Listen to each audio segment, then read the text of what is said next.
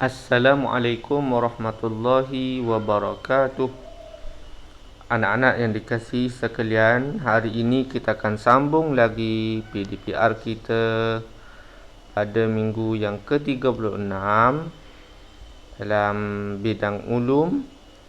Tajuknya ialah cintakan sunnah Rasulullah sallallahu alaihi wasallam.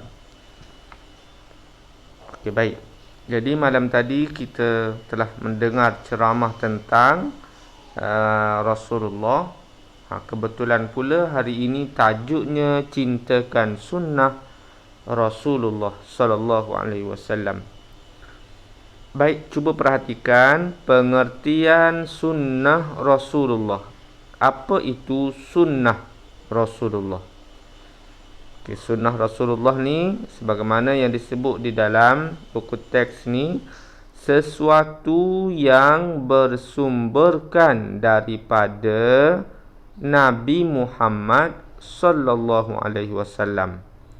Sesuatu yang bersumberkan daripada Nabi Muhammad sallallahu alaihi wasallam dalam bentuk ucapan, perbuatan, sifat serta akhlak yang diberitakan oleh sahabat baginda. Okey. Bahasa mudahnya kita nak faham ialah sunnah ni semua perkara yang datang daripada Nabi, yang berkaitan dengan Nabi. Semua perkara yang berkaitan dengan Nabi, sama ada dalam ucapan ke, sama ada perbuatan ke, sama ada sifat Nabi ke, ataupun akhlak yang diberitakan oleh sahabat baginda, semuanya sunnah. Apa yang Nabi buat, apa yang Nabi ucap, sifat Nabi macam mana, tinggi ke rendah, cara Nabi berjalan macam mana, cara Nabi tidur macam mana, itu semuanya adalah kita panggil sebagai sunnah. Okay, cuba tengok gambar di sekeliling dia tu. Menjadi anak soleh, membaca Al-Quran, menghormati orang tua, bercakap perkara-perkara baik, menuntut ilmu. Itu semuanya adalah sunnah, ya. Okey. Kemudian kita tengok pada muka surat 141. Yang ni kita nak baca dalil. Dalil ni adalah bukti. Kalau orang tanya apa bukti kita kena ikut sunnah Rasulullah ni, jawapannya ada dalam surah Al-Hasyr. Kita tengok ayat dia, wa ma atakumur rasulu fakhuzuhu wa ma nahakum anhu fantahu. Ayat Al-Quran ni maksudnya apa dia? Apa yang diberikan Rasul kepadamu maka terimalah, dan apa yang dilarangnya maka tinggalkanlah. Jadi ayat ni Allah perintahkan kita untuk kita terima, untuk kita buat, untuk kita ikut apa yang telah Rasulullah tunjukkan kepada kita. Okey. Seterusnya, cuba kita lihat sunnah. Okey, tadi kita dah sebut sunnah ni apa yang datang daripada Nabi, sama ada daripada perkataan, perbuatan. Okey, jadi sunnah Nabi ni ada dua, ada sunnah perbuatan, ada sunnah perkataan. Okey, apa dia sunnah perkataan tu? Semua ucapan Nabi Muhammad sallallahu alaihi wasallam dalam bentuk suruhan, larangan serta galakan. Apa yang Nabi ucap? Ucapan Nabi dalam bentuk suruhan, Nabi suruh ke, Nabi larang ke, Nabi galakkan ke, dalam bentuk ucapan Nabi, itu kita panggil sunnah perbuatan. Contoh dia, yang pertama, kelebihan membaca Al-Quran. Ni contoh, contoh daripada Abu Umamah radhiyallahu anhu, katanya, aku telah mendengar Rasulullah sallallahu alaihi wasallam bersabda, hendaklah kamu semua membaca Al-Quran Sesungguhnya Al-Quran itu akan datang pada hari kiamat, memberikan syafaat kepada orang yang membaca dan beramal dengan hukum hakamnya.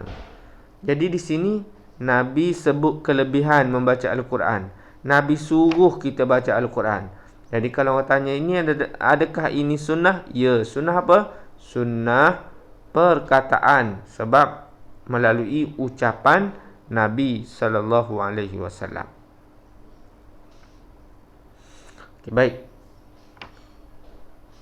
Ustaz baca satu saja contoh. Yang contoh seterusnya anak-anak boleh baca sendiri ya. Okey, sunnah perbuatan. Okey, segala perbuatan Nabi Muhammad sallallahu alaihi wasallam yang disampaikan oleh para sahabat baginda. Jadi sunnah perbuatan ni kadang-kadang Nabi tak sebut pun. Nabi tak sebut pun tapi Nabi buat benda tu, dikira sunnah juga. Macam mana kita tahu?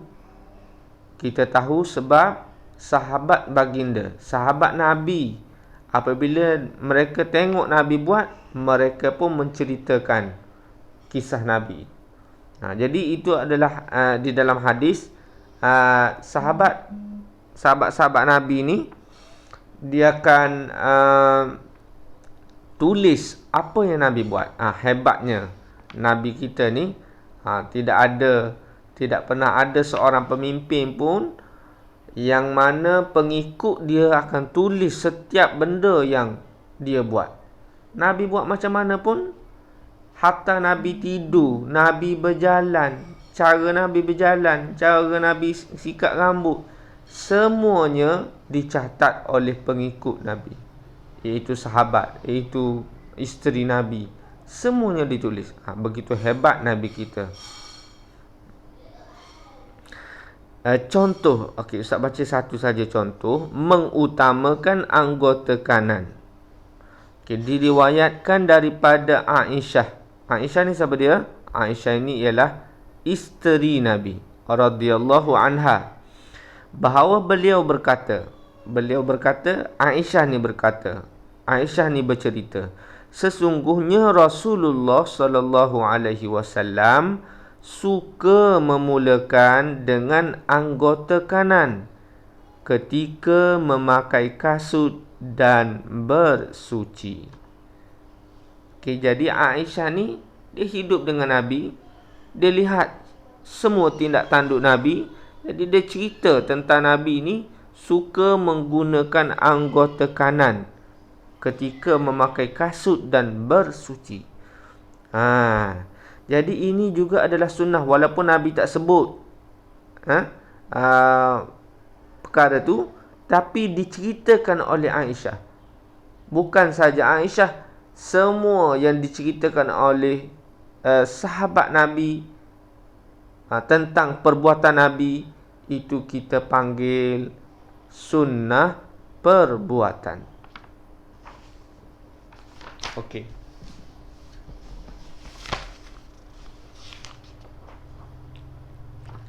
Okay, anak-anak, seterusnya kita demikian tadi sunnah, tentang sunnah perkataan dan sunnah perbuatan. Seterusnya kita akan buat sedikit latihan pada muka surat 134, buku aktiviti ya. Okey, yang ni dia nak suruh isi tempat kosong dengan jawapan yang diberi. Ni tentang sunnah tadi. Muka surat berapa tadi yang kita baca dah tadi? Ni pengertian sunnah, muka surat 140 tadi. Sesuatu yang bersumberkan. Okey. Sunnah ialah sesuatu yang bersumberkan. Okey, jawapan pertama tu Ustaz bagi. Bersumberkan daripada Nabi.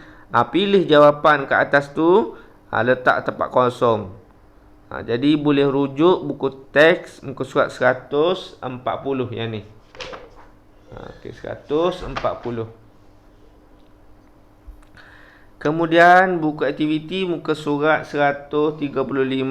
Okey, lihat di sini tanda jawapan betul pada sunnah Nabi Muhammad dan pangkah pada bukan sunnah Nabi. Okey, muka surat 135 ya. Okey, tengok yang pertama tu dia buat apa? Makan. Makan tangan kiri ke kanan? Tangan kiri. Sunnah ke bukan? Kalau sunnah, tanda right. Kalau bukan sunnah, pangkah. Okey, yang kedua. Tengok dia berjalan, tunduk depan orang tua. Sunnah ke bukan sunnah? Okey, tandakan. Yang seterusnya, bawah tu dia masukkan duit dalam tabung. Dia sedang buat apa tu? Okey. Menyimpan, berjimat cermat. Sunnah ke bukan sunnah? Okey. Yang seterusnya, bagi salam pada guru. Sunnah ke bukan? Yang seterusnya, bagi makanan kepada arnab. Dan akhir sekali tu, memeras uguk tu. Dia minta duit dengan kawan dia. Okey, sunnah ke bukan? Tandakan. Dan akhir sekali, anak-anak perlu buat juga latihan pada muka surat 136. Okey, yang ni isi tempat kosong iaitu dalil nakli. Tadi kita dah baca isi tempat kosong dengan jawapan yang dia beri, tepi dia tu dah ada jawapan. Pilih saja jawapan yang betul, isikan tempat kosong. Yang ni ada kat mana? Tadi kita dah baca tadi. Muka surat 141 tu, wa ma atakumur rasul. Okey, mudah saja. Itu saja pembelajaran kita pada hari ini. Jadi mudah-mudahan anak-anak dapat siapkan kerja 3 muka surat buku aktiviti ini dan dapat faham apa yang telah Ustaz terangkan sebentar tadi. Sekian dulu. Assalamualaikum warahmatullahi wabarakatuh.